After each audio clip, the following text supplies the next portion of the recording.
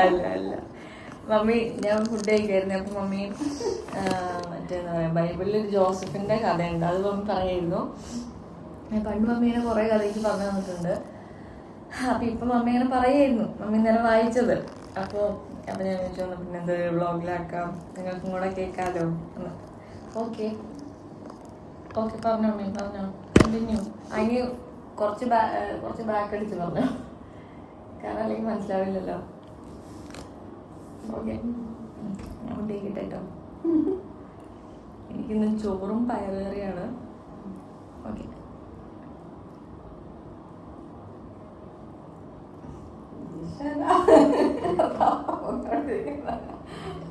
Mummy നേരത്തെ പറഞ്ഞ രീതിയിൽ പറയും. മമ്മി നേരത്തെ പറഞ്ഞ രീതി എന്ന് വെച്ചാൽ ജോസഫിന് ഇത്ര ഇത് കണ്ടിട്ട് അത് ആ ഇൻസിഡന്റ് വിവരിക്കണ പോലെയാണ് പറഞ്ഞോണ്ടിരുന്നത്. ബൈബിളിലെ കഥ കേട്ടോ, ബൈബിളിലെ ഇതാണ്. അപ്പൊ മമ്മി പറഞ്ഞിട്ടും ജോസഫിന് ഇപ്പൊ ഈ വഴി പോയിട്ട് ഇപ്പൊ ഇത് ഈ 2 മിനിറ്റിനുള്ളിൽ നടന്ന സംഭവമായ മമ്മി അത് എക്സ്പ്ലെയിൻ ചെയ്യേണ്ടതാണ്. അപ്പൊ ദാറ്റ് വാസ് ഇൻട്രസ്റ്റിംഗ്. അപ്പൊ പിന്നെ നിങ്ങളും കൂടെ അത് കാട്ടെ എന്ന് ഞാൻ വിചാരിച്ചു. Okay, start.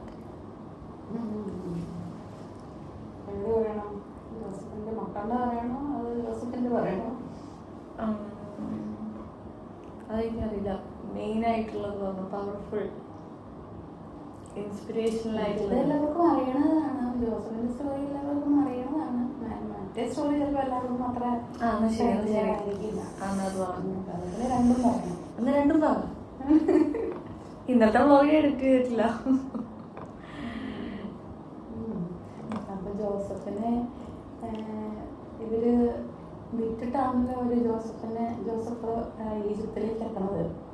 അപ്പോൾ ഈജിപ്തിലേക്ക് എത്തുമ്പോൾ എത്തിക്കഴിഞ്ഞ് ഇവർക്ക് ക്ഷാമം വന്നു കഴിയുമ്പോൾ ഇവര് ജോസഫ് അവിടെ ഉണ്ടെന്ന് അറിഞ്ഞിട്ടല്ല അവിടേക്ക് ധാന്യം വാങ്ങാനായിട്ട് അവർ പോണത്, യാക്കോബിന്റെ മക്കളെല്ലാവരും. അപ്പോൾ അവിടെ ചെന്ന് കഴിയുമ്പോൾ ജോസഫിനെ അവർ തിരിച്ചറിയുന്നു. ജോസഫിനെ അവർക്ക് മനസ്സിലാവുന്നില്ല. അങ്ങനെ മനസ്സിലായതിനു ശേഷം പിന്നീട് മനസ്സിലാവുന്നതിന് ശേഷം യാക്കോബ് മരണാവസ്ഥയിൽ ആയി കിടക്കുന്ന സമയത്ത് അതിനുശേഷം പിന്നെ യാക്കോബ് മരിച്ചതിന് ശേഷം ഇവർക്ക് സഹോദരങ്ങൾക്ക് പേടിയാവാണ്, ഇനി ജോസഫ് ഞങ്ങളെ ഉപദ്രവിക്കുവാണ്. ജോസഫ് ഇവർ കണ്ടുമുട്ടിയതിന് ശേഷം ജോസഫാണ് ഇവർക്ക് വേണ്ട, ഇവരെ സ്വീകരിച്ച് ഇവർക്ക് വിരുന്നൊരുക്കി ഇവർക്ക് വേണ്ട ധാന്യം കൊടുത്തയച്ച് പിന്നീട് അവരുടെ അപ്പനായ യാക്കോബിനെയും ഇവിടേക്ക് വരുത്തിച്ച് അവരെ എല്ലാവരെയും അവർക്ക് അവിടെ ക്ഷേമകരമായി താമസിക്കാനുള്ള എല്ലാ അവസരങ്ങളും ഒരുക്കി കൊടുത്ത് ജോസഫ് അവരെ സ്വീകരിച്ച് അതിനുശേഷം യാക്കോബ് മരണാവസ്ഥയിൽ കിടക്കുമ്പോൾ യാക്കോബ് മരിച്ചതിന് ശേഷം ഇവർക്ക് സഹോദരങ്ങൾക്ക് പേടിയാവാണ്, ഇനി ജോസഫ് ഞങ്ങളെ ഉപദ്രവിക്കുമോ, വൈരാഗ്യം തീർക്കുമോ എന്ന്. അതിന്റെ കാരണം എന്താണെന്ന് അറിയില്ല. കാരണം ഇവർ ചെറുപ്പത്തിൽ ഇവരെന്നെ ജോസഫിനെ ഇവർ ഉപദ്രവിച്ച് ജോസഫിന്റെ ബ്രദേഴ്സ് ഇവരെ ജോസഫിനോടുള്ള അസൂയ കാരണം ജോസഫിനെ വിറ്റു. അങ്ങനെ കൈമാറിയാണ് അങ്ങനെ ഫറവോയുടെ അടുത്ത് എത്തണത്. അതിനുശേഷം അവിടെ ജോസഫിന് സ്വപ്നം പ്രവചിക്കാനൊക്കെ പറ്റിയപ്പോൾ ഈ ഫറവോ ജോസഫിനെ വിളിച്ചിട്ട് അവിടുത്തെ എല്ലാ ചുമതലകളും ജോസഫിനെ വിശ്വസിച്ച് ഏൽപ്പിക്കുകയാണ്. അങ്ങനെ ഏൽപ്പിച്ചിട്ടാണ് മറ്റേ ജോസഫ് കണ്ട സ്വപ്നം ജോസഫ് വലിയ ആളാവും അങ്ങനെ രീതിയില്ലേ? അല്ല, അല്ലല്ല. അതായത് ഈജിപ്തിൽ ക്ഷാമം വരുന്നുള്ളൊരു സ്വപ്നമാണ്. ഫറവോ കണ്ട സ്വപ്നത്തിനെ വ്യാഖ്യാനിച്ചു കൊടുക്കുക ജോസഫിന്. അപ്പം സൃഷ്ടിച്ച ധാന്യക്കതിരുകള് നല്ല ധാന്യത്തെ വിഴുങ്ങി കളയുന്നു, ക്ഷീണിച്ച പശുക്കള് നല്ല പശുക്കളെ വിഴുങ്ങി കളയുന്നു. അങ്ങനെ ഒരു സ്വപ്നമാണ് കണ്ടത്. അപ്പൊ ആ സ്വപ്നത്തിനെ എങ്ങനെ വ്യാഖ്യാനിക്കാമെന്ന് ഫറവോ ആൾക്കാരെ വിട്ട് അന്വേഷിക്കുമ്പോൾ ഫറവോയ്ക്ക് ആരെയും കണ്ടെത്താൻ പറ്റില്ല, ഈ സ്വപ്നത്തെ വ്യാഖ്യാനിക്കാനായിട്ട് ആരെയും കിട്ടുന്നില്ല. അപ്പോഴാണ് ഈ ജോസഫിന്റെ കൂടെ തടവറയിൽ കിടന്ന ആള് പറയണത്, ഇങ്ങനെ ഞങ്ങളുടെ സ്വപ്നത്തെ ഇങ്ങനെ വ്യാഖ്യാനിച്ചിട്ടുണ്ടായിരുന്നു ജോസഫ്. അപ്പോൾ ഇങ്ങനെ ഒരാളുണ്ട് ജോസഫ് എന്ന് പറഞ്ഞിട്ട്. അപ്പോൾ ആളെ വിളിച്ചു കഴിഞ്ഞാൽ ആള് സ്വപ്നത്തെ വ്യാഖ്യാനിച്ച് തരുന്നു. അപ്പോൾ ജോസഫിന് മനസ്സിലായി സ്വപ്നം എന്താണെന്നുള്ളത്. വരാൻ പോകുന്ന 5 വർഷം സമൃദ്ധിയുടെ കാലഘട്ടമായിരിക്കും. അതിനുശേഷം പിന്നെ വരുന്ന വർഷങ്ങൾ ഭയങ്കര ക്ഷാമം ആയിരിക്കും എന്നുള്ളത്. അപ്പം അങ്ങനെ പറഞ്ഞു കഴിഞ്ഞപ്പോൾ ഫറവോ ഇവൻ്റെ ബുദ്ധിയൊക്കെ കണ്ടിട്ട് ഇവനെ രാജ്യത്തെ എല്ലാ ചുമതലകളും, ഫറവോയ്ക്ക് ആ രാജസ്ഥാനം മാത്രമേ ഉള്ളൂ, ബാക്കി എല്ലാ സ്ഥാനവും അധികാരങ്ങളോടും കൂടിയിട്ട് ജോസഫിനെ ഏൽപ്പിക്കുകയാണ്. അപ്പോൾ ഏൽപ്പിക്കുമ്പോൾ ജോസഫ് അതെല്ലാം ഭയങ്കര നല്ല ഉത്തരവാദിത്തത്തോടുകൂടി ചെയ്ത്, ഈ സമൃദ്ധിയുടെ കാലമാണല്ലോ, കാലത്തേക്കാണ് ജോസഫ് ഭരണം ഏൽക്കുന്നത്. ആ സമൃദ്ധിയുടെ കാലത്തെ എല്ലാ ധാന്യങ്ങളും ക്ഷാമത്തേക്ക് വേണ്ടിയിട്ട് കരുതി വയ്ക്കുക ജോസഫ് ചെയ്യണേ. എല്ലാം അങ്ങനെ കരുതി വെച്ച് ലോകം മുഴുവൻ ക്ഷാമം വരികയാണ്. പിന്നീടുള്ള വർഷങ്ങളിൽ ലോകം മുഴുവൻ ക്ഷാമം വരുമ്പോൾ ജോസഫ് ആവശ്യക്കാർക്കൊക്കെ ധാന്യം നൽകുകയാണ്. അപ്പം അങ്ങനെ ക്ഷാമം വരുമ്പോൾ ജോസഫിൻ്റെ നാട്ടിലും ക്ഷാമം വരിക. ആ ക്ഷാമം വരുമ്പോൾ ജോസഫിൻ്റെ സഹോദരന്മാരൊക്കെ നമ്മളിവിടെ കിടന്ന് പട്ടിണികളൊന്ന് മരിച്ചു പോകും എന്ന് പറഞ്ഞിട്ട് ഇവിടെ ധാന്യം കിട്ടുമെന്ന് കേട്ടിട്ട് അങ്ങോട്ടേക്ക് ധാന്യത്തിന് വേണ്ടി വരികയാണ്. ധാന്യത്തിന് വരുന്ന കഴിയുമ്പോൾ ജോസഫിന് അവരെ മനസ്സിലായി, അവർക്ക് ജോസഫിനെ മനസ്സിലായില്ല. കാരണം അവർ ജോസഫ് മരിച്ചു പോയിട്ടുണ്ടാവും എന്ന് കരുതി ഇരിക്കുകയാണ്. വിറ്റുപോയി അങ്ങനെ പോയി. അത് പിന്നെ ആൾക്കാർക്ക് ജോസഫിന് ധാരണയില്ല. ജോസഫ് മറ്റേ പോലെ നായകൻ വീണ്ടും അപ്പൊ ദൈവകൃപയാല് വളരെ സുരക്ഷിതനായി ഇരിക്കുകയാണ്. പിന്നെ അവരെ മനസ്സിലാവുകയും ചെയ്തു, അവർക്ക് വേണ്ട ധാന്യങ്ങൾ കൊടുക്കുകയും ചെയ്തു, അവരെ സ്വീകരിക്കുകയും ചെയ്തു, അവർക്ക് വിരുന്നൊരുക്കുകയും ചെയ്തു. പിന്നെ അത് കഴിഞ്ഞിട്ട് ജോസഫ് പകരം വീട്ടിയില്ല. ജോസഫ് പകരം വീട്ടിയില്ല. ജോസഫിനെ വിറ്റ ആൾക്കാര് ജോസഫിന്റെ അടുത്തേക്ക് വന്നു. വരണ്ട വന്നു. ജോസഫിനെ അത്രയും പീഡിപ്പിച്ചിട്ട്. പിന്നെ യാക്കോബ് മരിച്ചതിന് ശേഷം അപ്പൊ ജോസഫിന്റെ സഹോദരന്മാർക്ക് പേടിയായി. ഇനി അപ്പൻ മരിച്ചു, ഇനി ജോസഫ് നമ്മളോട് പഴയ വൈരാഗ്യം തീർക്കൂ നല്ലൊരു അവർക്ക് അങ്ങനെ ഒരു ഭയം ഉണ്ടായിരുന്നു. അപ്പൊ ആ ഭയത്തില് അവരിങ്ങനെ പരസ്പരം പറഞ്ഞു, ഇനി നമ്മള് എന്ത് ചെയ്യും, നമ്മളോട് അങ്ങനെ ചെയ്യുമോ എന്നുള്ളത്. അപ്പോൾ ജോസഫ് ഇത് അറിഞ്ഞിട്ട് ജോസഫ് പറഞ്ഞു, നിങ്ങൾ ഭയപ്പെടേണ്ട, നിങ്ങൾക്ക് മുന്നേ ഈ ക്ഷാമമൊക്കെ മുൻകൂട്ടി കണ്ട ദൈവം നിങ്ങളെ സംരക്ഷിക്കുന്നതിന് വേണ്ടിയിട്ട് എന്നെ മുന്നേ അയച്ചതാണ്, നിങ്ങൾക്ക് മുന്നേ അയച്ചതാണ്, നിങ്ങൾ ഭയപ്പെടേണ്ട എന്ന് ജോസഫ് പറയുകയാണ്. അതാണ് ജോസഫിൻ്റെ സ്റ്റോറി. അപ്പം എല്ലാ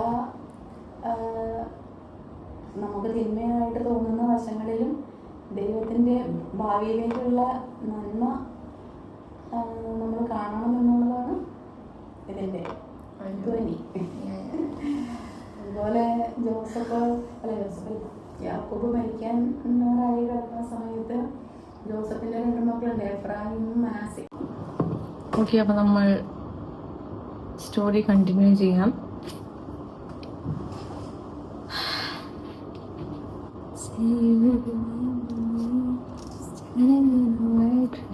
ഓക്കെ, റെഡി?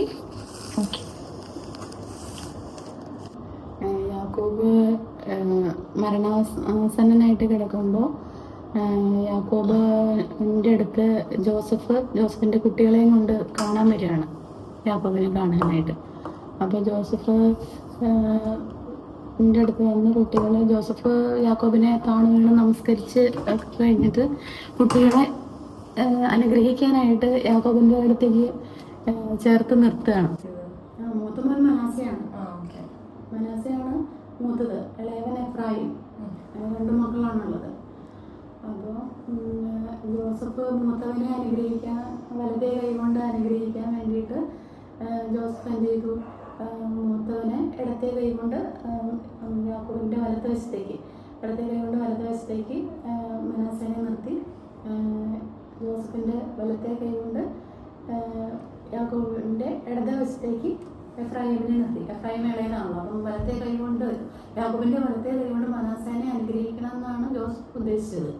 പക്ഷെ യാക്കോബ് എന്ത് ചെയ്തു, കൈകൾ ഇങ്ങനെ പിണച്ച് വെച്ച് വലത്തെ കൈ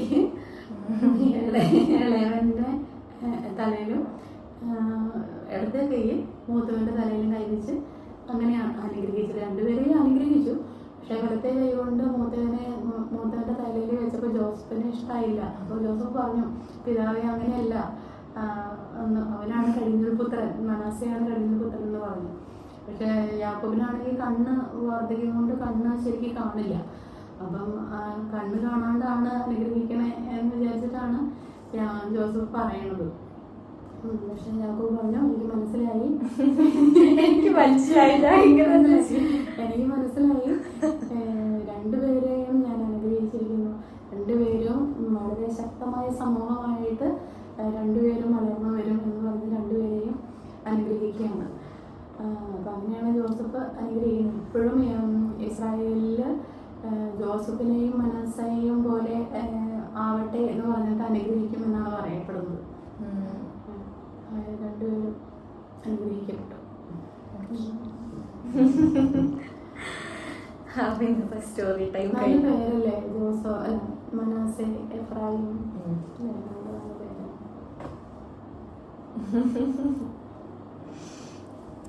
മമ്മി ഇങ്ങനെയല്ല പറഞ്ഞുകൊണ്ടിരുന്നത്. കുറച്ചും കൂടെ എക്സൈറ്റ്മെന്റില് ജോസഫിനെ നേരിട്ട് ഇതൊക്കെ നേരിട്ട് ഇന്നലെ പോയിട്ട് കണ്ടിട്ട് വന്ന പോലെയാണ് ഇന്ന് പറഞ്ഞുകൊണ്ടിരുന്നത്. അപ്പൊ ഞാൻ ചെന്ന പിന്നെ അതേ ഇതിൽ ക്യാപ്ചർ ചെയ്യാൻ മമ്മി ഇപ്പൊ കുറച്ചും കൂടെ ഇപ്പൊ കുറച്ച് സീരിയസ് ആയിട്ടാണ് മമ്മി പറഞ്ഞത്. Thank you. ഓക്കെ, ഇന്നത്തെ വ്ളോഗ് ഞാൻ എഡിറ്റ് ചെയ്യാത്തതുകൊണ്ട് ഇന്ന് ഞാൻ വ്ളോഗ് എടുക്കാൻ തുടങ്ങാൻ മടിയായിട്ടിരിക്കുന്നു. കാര്യം ചെയ്യണമെന്ന് വിചാരിച്ചു. പക്ഷെ എന്നാലും മമ്മി ഇങ്ങനെ പറഞ്ഞോളാം, ഇപ്പം ഞാൻ ചോദിക്കാം ചെയ്യാം. മമ്മി ക്യാമറ പക്ഷെ ഞാൻ നന്നായിട്ട് പറഞ്ഞു. മമ്മി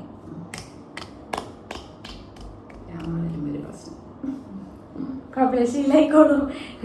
ഇത് തുടരെ എനിക്ക് വീഡിയോ ചെയ്യണമെന്നുണ്ട്. പിന്നെ ഏതെങ്കിലും സ്റ്റോറി ഉണ്ടോ?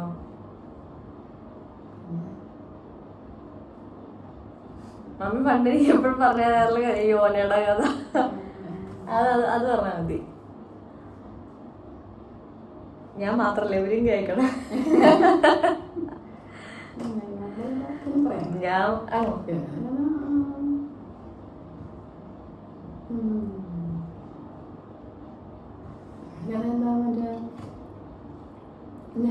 മടുത്തെങ്കിൽ പിന്നെ മതി. അയ്യോ, അപ്പൊ ശരി, നമുക്ക് നാളത്തെ വ്ളോഗിൽ പറയാം. അടുത്ത സ്റ്റോറി, അടുത്ത വ്ളോഗ്. ശരി.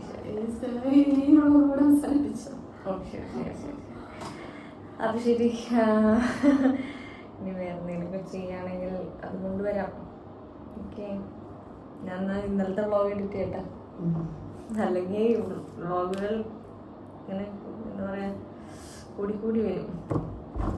അപ്പൊ ശരി.